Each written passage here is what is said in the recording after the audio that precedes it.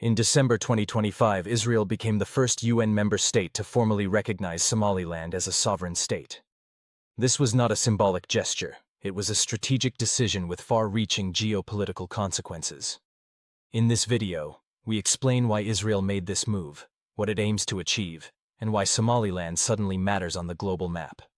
Somaliland declared independence from Somalia in 1991, following the collapse of the Siad Barre regime. Unlike southern Somalia, Somaliland developed functioning institutions, held competitive elections, and maintained relative stability for more than 3 decades. Yet, it remained internationally unrecognized, not because it failed legally, but because recognition is political, not automatic. International law does not compel states to recognize new entities. Recognition is a discretionary political act driven by strategic interests rather than legal criteria alone. States are recognized when recognition serves power, security, or economic objectives. Israel's decision follows this exact logic. The Red Sea has become one of the most contested maritime corridors in the world.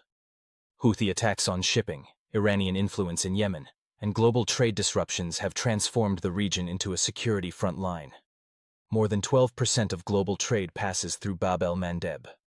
For Israel, maritime security in the Red Sea is no longer optional. It is strategic. Somaliland coastline along the Gulf of Aden offers strategic proximity to Yemen without direct military deployment. Israel does not need permanent bases. It needs access, intelligence, cooperation, and maritime awareness. In modern geopolitics, access is often more valuable than presence. Recognition provides all three without escalation. Turkey has invested heavily in Somalia, relying on Mogadishu's exclusive legitimacy to project influence. By recognizing Somaliland, Israel introduces fragmentation to that strategic design. This is not confrontation. It is strategic interference using diplomacy rather than force. Ethiopia, Africa's second most populous country, is landlocked and strategically vulnerable.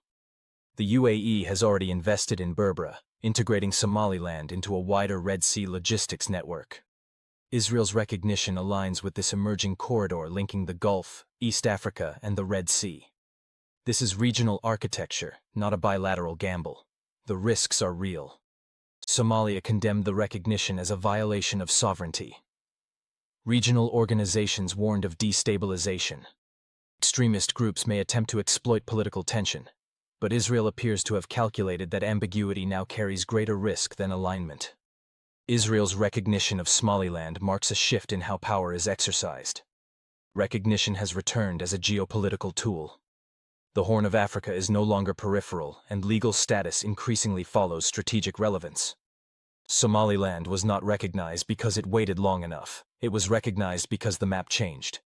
If you want serious geopolitical analysis beyond headlines and slogans, subscribe to our channel. We explain power, international law, and global security clearly and without simplification.